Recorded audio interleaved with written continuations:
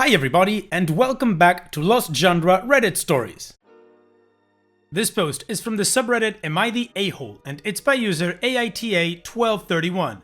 Am I the a-hole for evicting a tenant because they got pregnant? Yes, I know the title sounds awful, but please do hear me out before making a judgment. I will accept whatever judgment I'm given. I, 30 male, purchased a 3-bedroom condo in Toronto, Canada, 5 years ago when I was in my second year of medical residency. Soon after the purchase, I rented one of the rooms to my roommate, female 29, to offset the costs of the mortgage. I live in one room, she lives in the second, and the third is my study/office. She has been a great roommate from the beginning. We aren't necessarily friends, as in we don't do things together for fun, but we get along exceptionally well. The entire roommate-tenant relationship has gone swimmingly up until recently. A couple of weeks ago, my roommate broke the news to me that she is pregnant. The father was a fling of hers who does not want anything to do with the child. My roommate decided she wants to keep the child anyways and raise it on her own. To me, that seems like a huge challenge and I admire her for it. The issue is, while I don't necessarily dislike children, I have no desire to live with a baby. While the condo is a fair size, I will most definitely be woken up by the babies crying at night. My condo is also where I like to come home to and relax, like a haven after a long workday, and the idea of coming home to a baby honestly seems absolutely chaotic. Especially since this isn't my own child. It is one that my girlfriend and I decided to have or was mentally prepared for. As difficult as it was for me to do this, I told her essentially what I've written here, and that it would be best if she finds somewhere else to live. I am not rushing her out or anything like that. I have given her 6 months notice, since any later than that will come too close to the birth. She was honestly quite taken aback by this and thought that I was being cruel. Her primary concern is that rent has gone up substantially in this city since she signed on with me. I haven't increased her rent since she moved in, so she's essentially paying 2015 rent. She works as a waitress and will likely need to find a lesser apartment to keep within the same budget. A couple of other considerations are that she was out of work while restaurants were closed, but I did wait for rent for that period. All of the furniture is also mine, aside from her bedroom. So she would need to figure something out on that front as well, aside from all the child expenses. I understand her position and I feel horrible about the situation, but I honestly can't do it. Am I the a-hole for this? Well, OP, in my opinion, no, you are not the a-hole. It is a crappy situation for everybody involved, but you are not the a-hole at all. You have absolutely no obligation to the child that's on the way, and you are giving the mother a lot of time to find out what to do. Whether she wants to stay in Toronto or not, well, that's up to her, but it's still not your responsibility. I would say that it would be even worse if she did stay and the baby came and eventually saw you as some sort of father figure or something like that. I don't agree with your roommate calling you cruel, considering everything that you've done for her and everything that you're willing to do for her to find a new place. So again, in my opinion, no, you are not the a-hole. What about you guys? What do you think about this situation, and what would your judgment be? Let me know in the comments section, and now let's move on to the community comments to see what they had to say. Lindreth says, not the a-hole, it's your home. You're allowed to live with who you want to. She's an adult. She has 6 months to figure out a new living arrangement. You have been nothing but generous and compassionate over this situation. It's not cruel to not want to live with a newborn, especially one that is not yours. It's a reasonable boundary to have when you are sharing space. Where else would you draw the line? Your roommate has had a pretty sweet deal. No raise in rent. Payments were waived when they were in a financial crisis. A generous timeline for moving. Your roommate thinks all that isn't enough, otherwise she wouldn't have accused you of being cruel. And that makes her the a-hole in my book. Alaska Nebraska says, no a-holes here. Neither one is an a-hole. OP leased her room to a single person as originally intended. And now the tenant is going to bring in another human being, who will cry incessantly and require a lot of attention. It is a tough situation, but OP didn't sign up to be a backup mama. Teeny Tiny Bunny Rabbit says, no a-holes here. It will always seem counterintuitive to not call someone the a-hole for evicting someone when they're pregnant. However, you're not exactly throwing her out on the street to give birth in the gutter. You've been more than generous throughout her tenure by the sounds of it, and you've given her plenty of warning to move out. Her circumstances are changing through her own choices, and that will impact negatively on you. She may have hoped you'd be okay with it, but she should never have assumed. Additional information from OP's comments. The official rental agreement was for 1 year and has been month to month since then. I know given her 6 months is long. The reason I feel about all of this is that you would honestly have to be from Toronto to understand how much rent has gone up in the last few years, even without taking COVID decreases into account. I would be happy to help her with the move and will definitely give her an outstanding reference. Unfortunately, none of us can predict if and when housing or employment will be better. Perhaps it will become worse. And my issue is, if I do not know this now, then when? Would it be any better to do it once the child is a toddler? And if not, should I let her raise her child here until they are 18? I genuinely sympathize with her position, but to essentially raise her child with her is a boundary that I am not willing to cross. I will have to see if I can find other venues to help her if she's willing to accept. OP's edit. Thank you to everyone who has commented. There have been 2 great suggestions on how I can make this situation better, which I have taken to heart.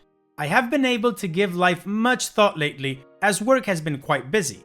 Firstly, I have a friend in real estate, and I'm going to see if they can help her try to find some affordable listings.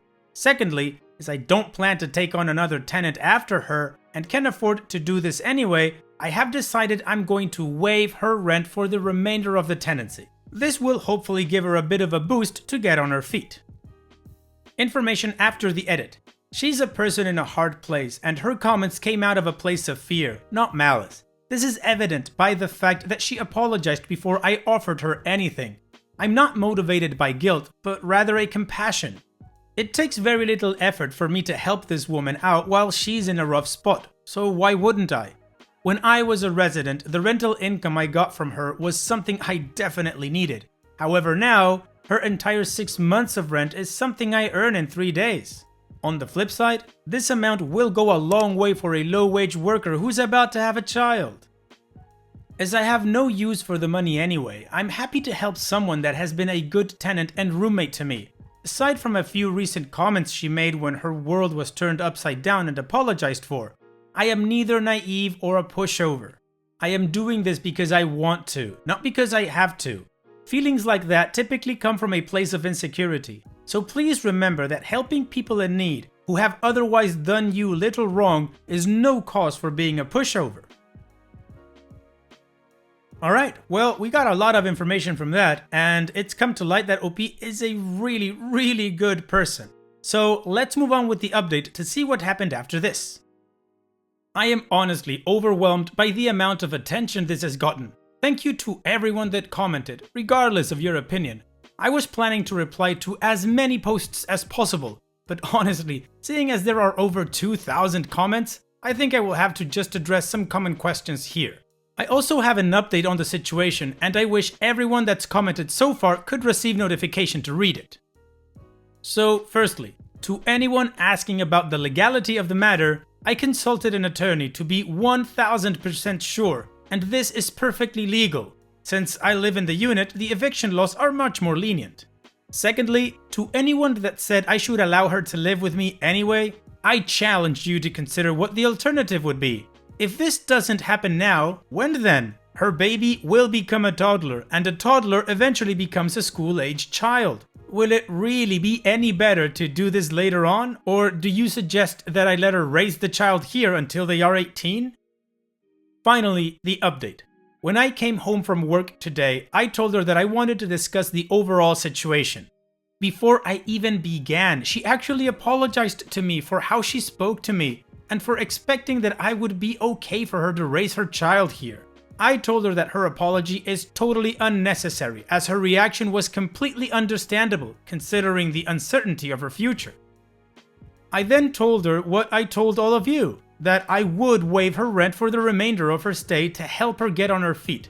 She pushed back on this at first, but after I urged her to think of her child, she graciously accepted.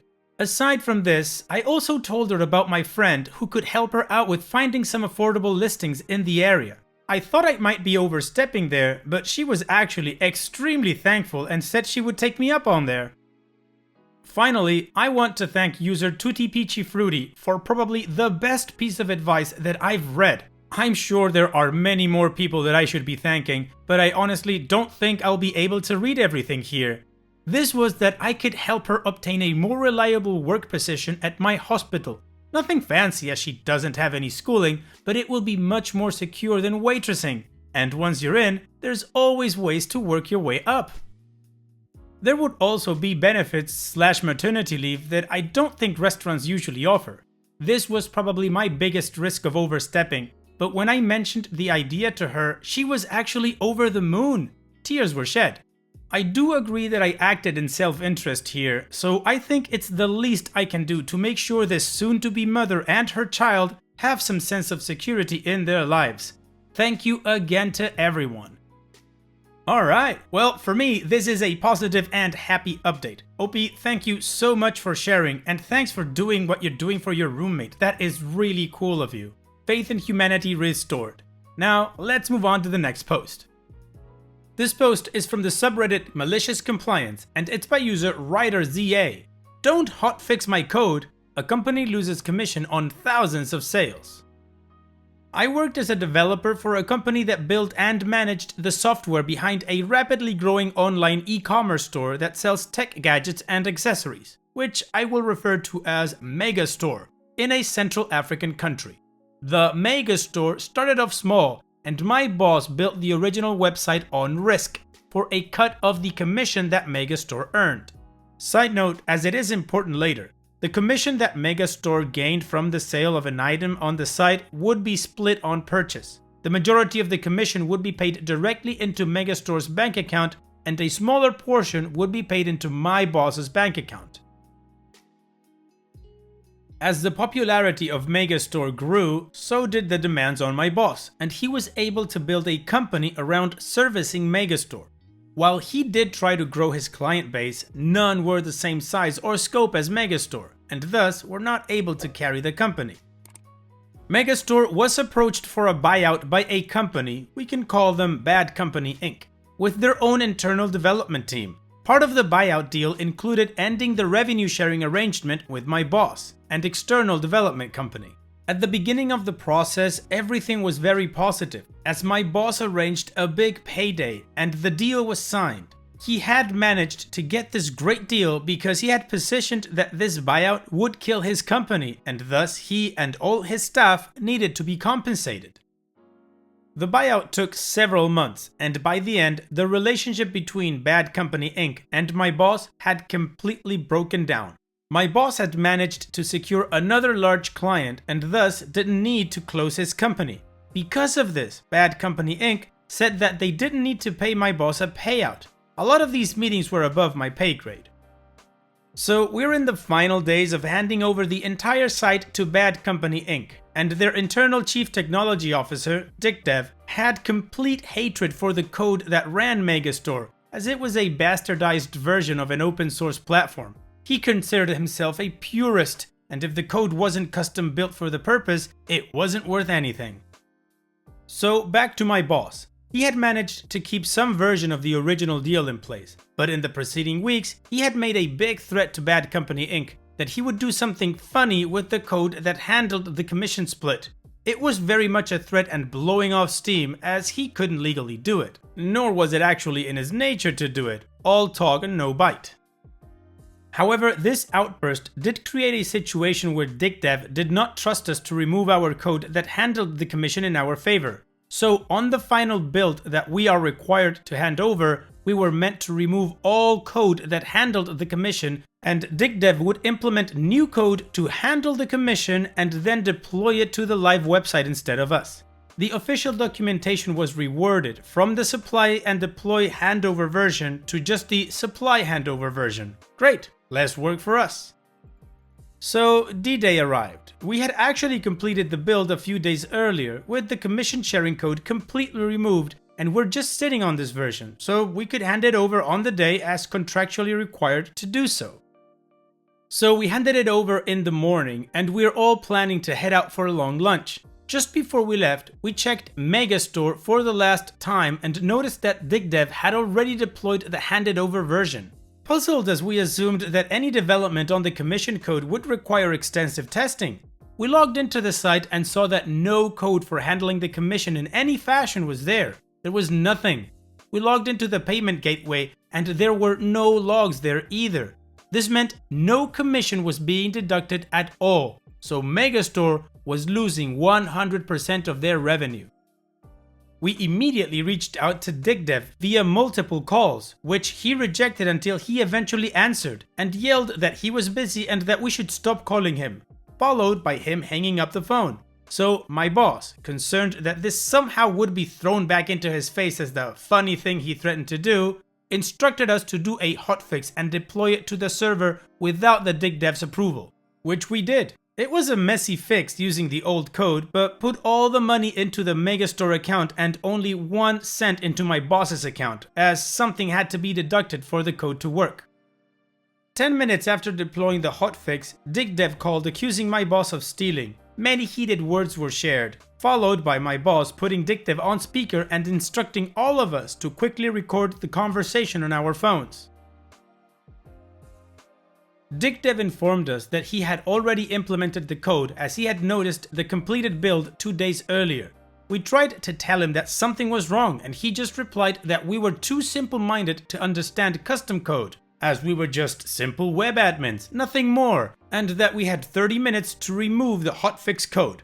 My boss got him to repeat the instructions one more time and state that we had supplied a build that satisfied the conditions of the agreement, and then hung up on him as soon as he had uttered those words. It took 5 minutes to revert the code. We then were instructed to all go to the lunch venue and leave our phones in our cars. Because D-Day was an end of the month kind of deal, it happened to land on a Friday, so the loss of income was only reflected in the bank on the Monday or Tuesday of the following week. This meant the problem was only picked up after running commission free for 3 to 4 days. My boss is aware of the amount of money lost, but we are not. However, we assumed it to cost the company the commission on between 1,000 to 4,000 individual sales. The CTO did supposedly try to spin a story that our boss had tried to do something funny and all my boss did was provide the recordings of their conversation, which shut that crap down. My boss got his payout, all the staff got a great bonus, and we noticed that DigDev's LinkedIn status changed a few weeks later to seeking broader challenges. Well, you guys did as he requested, and now he is seeking for broader challenges or greener pastures. Good luck, DigDev. Thanks for sharing, OP. And it's that time that we've reached the end of the video. I hope you enjoyed today's stories. I really did enjoy reading them to you. So if you did, then don't be shy and go ahead and give the video a like. And don't forget to subscribe or even share this video with people that you might think will enjoy my storytelling. Also, if you have the time, go down to the video description and check out all the links I have for you, from our Discord community to my channel merch. And finally, I'd like to say thank you for watching. It really means a lot to me that you enjoy my videos. And having said all that, I'll see you guys in the next video.